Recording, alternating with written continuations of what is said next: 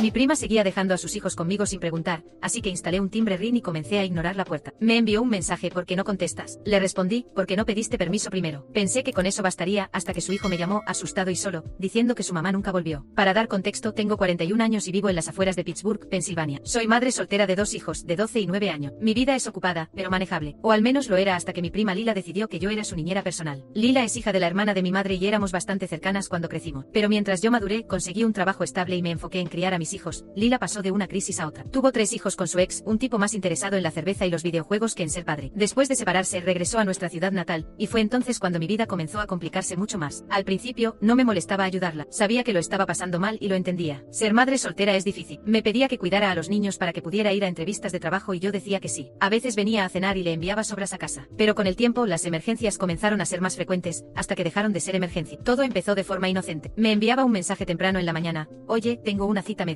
¿Puedes cuidar a los niños por una hora? Yo decía que sí, sin problema. Luego empezó a mandarme mensajes de última hora sobre cosas que tenía que hacer, pero no volvía por horas. Una vez dejó a los niños por un rato y no regresó hasta las 9 de la noche. Tuve que darles de comer, bañarlos y acostarlos. Incluso mis propios hijos me preguntaban por qué siempre están aquí. Debí haber puesto límites antes, pero lo dejé pasar. Me decía a mí misma que solo estaba pasando por un mal momento y que necesitaba tiempo para estabilizarse. Pero en el fondo sabía lo que estaba pasando. No estaba intentando arreglar su vida. Me estaba dejando sus responsabilidades porque era más fácil que enfrentarlas ella misma. La gota que colmó el vaso llegó una tarde de miércoles en abril. Acababa de llegar del trabajo agotada. Mi jefe había estado presionándome todo el día y tenía un dolor de cabeza terrible. Mis hijos estaban en la mesa de la cocina haciendo la tarea, y yo finalmente estaba tomándome un momento para respirar. Tenía una taza de café en la mano y estaba a punto de sentarme cuando sonó el timbre. Era Lila. Estaba allí con su hijo pequeño en brazos y los otros 2 ya corriendo por mi jardín. Me miró y dijo: tengo algo que hacer. Vuelvo en un par de horas. Eso fue todo. Sin explicación, sin preguntar si yo estaba ocupada. Solo tengo algo que hacer. Me quedé ahí atónita. Antes de que pudiera decir algo, me dejó al bebé en los brazos y se dio la vuelta hacia su coche. La llamé pero no se detuvo. Solo saludó con la mano, como si esto fuera completamente normal. Sus hijos corrieron dentro de la casa y yo me quedé en la puerta, en shock. Mi café se enfrió mientras intentaba procesar lo que acababa de pasar. Esa noche, después de haber lidiado con 5 niños durante horas, me senté frente a mi computadora. Estaba furiosa. No solo con ella, sino conmigo misma. ¿Cómo permití que esto llegara tan lejos? Tengo mis propios hijos de los que ocuparme. Tengo mi propia vida. ¿Por qué la dejé tratarme como una alfombra? Comencé a leer artículos sobre establecer límite. Terminé en Reddit, viendo publicaciones sobre familiares tóxicos, y un comentario me quedó grabado: tienes que dejar de decir que sí. Si no lo haces, seguirán aprovechándose de ti. Ese fue el momento en que decidí que ya era suficiente. A la mañana siguiente ordené un timbre Ring. Llegó 2 días después y lo instalé el fin de semana. No le dije nada a Lila. Quería ver cuánto tardaba en aparecer sin avisar otra vez. No tardó mucho. El siguiente martes, poco después de las 5 de la tarde, aún llevaba mi ropa de trabajo y estaba preparando la cena mientras mis hijos discutían sobre quién se quedaba con la última bolsa de papas fritas. El timbre sonó y mi teléfono se iluminó con la notificación del Ring. Abrí la aplicación, y ahí estaba ella, parada en mi puerta. No estaba sola. Sus 3 hijos estaban con ella, y uno llevaba una bolsa de plástico llena de ropa. No abrí la puerta. Ni siquiera me moví. Solo observé mientras golpeaba la puerta, primero suavemente, luego más fuerte. Oye, sé que estás en casa, gritó inclinándose como si intentara ver a través de la puerta. Tu coche está en la entrada. Golpeó de nuevo y uno de sus hijos se quejó: mamá, tengo hambre. Mi teléfono vibró. Era un mensaje de ella. ¿Por qué no contestas? Puedo ver la luz de tu sala encendida. No respondí. En su lugar, silencié mi teléfono, volví a la cocina y seguí revolviendo la salsa de espaguetis como si nada estuviera pasando. Mi corazón latía con fuerza. No estaba acostumbrada a ignorar a la gente, especialmente a la familia, pero estaba decidida a mantener mi postura. Lila se quedó en el porche por al menos 10 minutos, caminando de un lado a otro. Intentó llamarme, pero dejé que entrara al buzón de voz. Finalmente se marchó furiosa, gritando a sus hijos que se metieran al maldito coche. Sentí un pequeño atisbo de culpa, pero lo ignoré. Esa noche me envió una cadena de mensaje. ¿Qué demonios, Rachel? ¿Por qué no contestaste? Necesitaba que cuidaras a los niños por un par de horas. No es para tanto. ¿Estás enojada conmigo o qué? Soy tu prima. Se supone que la familia se ayuda. No respondí a ninguno. A la mañana siguiente me llamó mientras estaba en el trabajo. Dejé que sonara hasta que entrara en el buzón de voz. Me dejó un mensaje con un tono mitad enojado, mitad falsamente dulce. Dijo que solo quería hablar y que estaba siendo demasiado dramático. Luego añadió: si estás enojada, dilo. No juegues a estos juegos. Cuando no le contesté, subió de nivel. Llamó a mi madre. Debería haberlo previsto. Mi madre siempre ha tenido debilidad por Lila, y cuando Lila le contó su versión de la historia, mi madre me llamó molesta. Rachel, ¿por qué no abriste la puerta? Lila dijo que ayer estaba en un aprieto. ¿Sabes lo difícil que es para ella? Lo sé, mamá, dije, tratando de mantener la calma. Pero Lila no me pide ayuda, solo aparece y espera que deje todo por ella. Es familia, dijo mi madre, como si eso lo justificara todo. Exactamente. Y porque es familia, debería respetarme lo suficiente como para preguntar en lugar de tratarme como una niñera gratis. No puedo seguir haciendo esto, mamá. Mi madre suspiró, y supe que no estaba de acuerdo conmigo. Pero por primera vez, no cedí. Y esa noche, cuando revisé mi teléfono una última vez, vi un último mensaje de Lila. Si no vas a ayudarme, encontraré a alguien que lo haga. No esperes que esté ahí cuando necesites algo. La miré fijamente por un momento. No solo estaba enojada porque le dije que no. Estaba intentando manipularme para que cediera. Pero no cedí. Pasé la noche mirando la pantalla de mi teléfono, releyendo ese mensaje lleno de arrogancia y manipulación. ¿De verdad pensaba que la equivocada era yo? ¿Que era mi obligación seguir dejándola aprovecharse de mí? Y lo peor, no le importaban sus propios hijos. Solo le molestaba la incomodidad de tener que buscar a otra persona que hiciera de madre en su lugar. Entonces me surgió una pregunta: ¿a dónde iban esos niños cuando yo no abría la puerta? No era una suposición sin sentido. Si Lila estaba tan acostumbrada a simplemente dejarme a sus hijos sin preguntar, ¿qué hacía cuando yo no estaba disponible? ¿Los dejaba solos? ¿Los dejaba con cualquiera? Se me revolvió el estómago. ¿Y si ese niño no me hubiera llamado? Estaba asustado solo porque su madre simplemente no volvió. Los había dejado en algún lugar y ni siquiera se molestó en asegurarse de que estaban bien. Estuve dándole vueltas al asunto durante días. No quería creer que mi prima fuera tan irresponsable, pero la verdad era innegable. No era una madre. Era solo una mujer que tuvo hijos y los veía como una carga. Tenía que hacer algo, pero no podía simplemente asumir una responsabilidad que no era mía. Mi vida ya era lo suficientemente difícil con mis propios hijos. Estaba agotada, muy agotada, así que hice lo que tenía que hacer. La semana siguiente llamé al servicio de protección infantil. Expliqué toda la situación con detalle. Dije que una madre soltera abandonaba a sus hijos constantemente, los dejaba sin supervisión, sin planificación, sin ni siquiera asegurarse de que estuvieran seguros. Conté que cuando dejé de aceptar a los niños, uno de ellos me llamó asustado porque su madre nunca regresó por ellos. Escucharon todo con atención. Me preguntaron detalles sobre las edades de los niños, con qué frecuencia sucedía esto, si tenía pruebas. Les hablé de la cámara Ring, de los vídeos donde se veía a Lila golpeando la puerta, gritando, intentando entrar a la fuerza. Les hablé de los mensajes y llamadas. El agente de protección infantil guardó silencio por un momento y luego dijo: esto es muy serio, vamos a investigar. Y lo hicieron. En menos de una semana, Lila recibió una visita inesperada. Fueron a su casa, le preguntaron sobre la rutina de los niños, le hicieron preguntas directas sobre dónde habían estado en los últimos días, con quién pasaban el tiempo. Por supuesto, Lila mintió. Por supuesto, intentó hacer que todo pareciera normal. Pero el problema es que no era lo suficientemente lista como para sostener sus mentiras. Los niños estaban sucios. La casa era un desastre. Cuando preguntaron sobre la escuela, descubrieron que los pequeños habían faltado muchas veces sin justificación. Y cuando presionaron más, uno de los niños dijo la verdad. Dijo que a veces su mamá se iba y los dejaba solos, que pasaban hambre, que habían dormido en casas de extraño. Eso fue suficiente para que los servicios sociales actuaran de inmediato. Cuando Lila se dio cuenta de que la situación se le escapaba de las manos, entró en pánico. Llamó a mi madre gritando, llorando, diciendo que alguien estaba tratando de arruinar su vida. Y mi madre, como siempre, le creyó. Recibí la llamada en medio de la tarde. Rachel, ¿qué hiciste? La voz de mi madre estaba llena de furia. ¿Cómo pudiste hacerle esto a tu prima? Hice lo que era correcto, mamá. ¿Correcto? Se rió con amargura. La denunciaste a los servicios sociales. Ahora van a quitarle a sus hijos. ¿Y crees que eso es injusto? Le respondí intentando contener mi rabia. ¿Te parece bien que una madre abandone a sus hijos? ¿Que los deje con cualquiera? ¿Que los tenga sin comida y sin seguridad? Se quedó en silencio por un momento. Estaba pasando por un mal momento. Pasar por un mal momento no justifica la negligencia. Es familia. Y los niños también lo son. Grité incapaz de contenerme. ¿Y si les hubiera pasado algo? Si uno de ellos se hubiera lastimado. Si alguien les hubiera hecho daño. Podrías vivir con esa culpa. Porque yo no. Intenté ayudarla, hice todo lo que pude, pero Lila nunca quiso cambiar. Solo quería tirar sus responsabilidades sobre mí. Mi madre empezó a llorar. Pero por primera vez no me importó. Porque yo tenía razón. Lo último que escuché antes de colgar fue a mi madre entre sollozos. Destruiste nuestra familia. Pero yo sabía la verdad. No destruí nada. Solo me negué a seguir sosteniendo una mentira. Al día siguiente Lila me mandó un mensaje. Te odio. Nunca te voy a perdonar por esto. Arruinaste mi vida. Miré sus palabras por un momento y finalmente respondí. No, tú arruinaste tu propia vida. Y luego bloqueé su número. Después me enteré de que los niños fueron colocados en un hogar temporal. Los servicios sociales intentaron localizar al padre, pero él no tenía el menor interés en hacerse cargo de ello. Era tan inútil como Lila. Finalmente encontraron una buena familia adoptiva para los niños. Lila, bueno, pasó un tiempo peleando en la corte tratando de recuperar la custodia, pero no duró mucho. Sin un trabajo estable, sin una casa adecuada, sin ninguna prueba de que podía cuidar de sus propios hijos, perdió el caso rápidamente. La última vez que supe de ella, se había mudado a otra ciudad con un nuevo novio. Nunca volvió a buscarme. Mi madre no me habló durante meses. Cuando finalmente lo hizo, aún estaba resentida, pero nunca mencionó lo que pasó. En el fondo creo que sabía que tenía razón, pero no quería admitirlo. Y yo, seguí con mi vida. ¿Fue cruel? Tal vez. Fue necesario. Sin ninguna duda. Los días que siguieron fueron un completo caos. Después de que Lila perdió la custodia de sus hijos, la noticia corrió por la familia como pólvora y, como ya esperaba, yo me convertí en la villana de la historia. Las llamadas telefónicas comenzaron casi de inmediato. Primero fue mi madre, pero como ya la había escuchado una vez, dejé que sonara hasta que se fuera al buzón de voz. Luego vinieron los tíos, las tías, incluso primos lejanos que nunca me hablaban, pero que de repente decidieron que tenían derecho a opinar. ¿Cómo pudiste hacer esto, Rachel? Es tu prima, tu familia. Arruinaste su vida. Y cada uno de esos mensajes solo me hizo estar más segura de que había hecho lo único correcto. Pero lo peor aún estaba por venir. Lila no era del tipo que aceptaba la derrota en silencio. Como nunca fue alguien que asumiera la responsabilidad de sus actos, hizo lo que mejor sabía hacer, convertir a los demás en sus enemigos. Comenzó a contarle a todos que siempre le había tenido envidia, que lo había hecho por rencor, que la denuncié porque soy una persona amargada que no soporta ver felices a los demás. Un día una tía, esa misma que nunca se acordó de enviarme ni un mensaje de cumpleaños, me llamó furiosa. Bruja egoísta. Lo lograste. Hiciste que Lila lo perdiera todo. Espero que estés satisfecha. Curioso como a nadie parecía importarle que ella ya había perdido a sus hijos mucho antes de esto,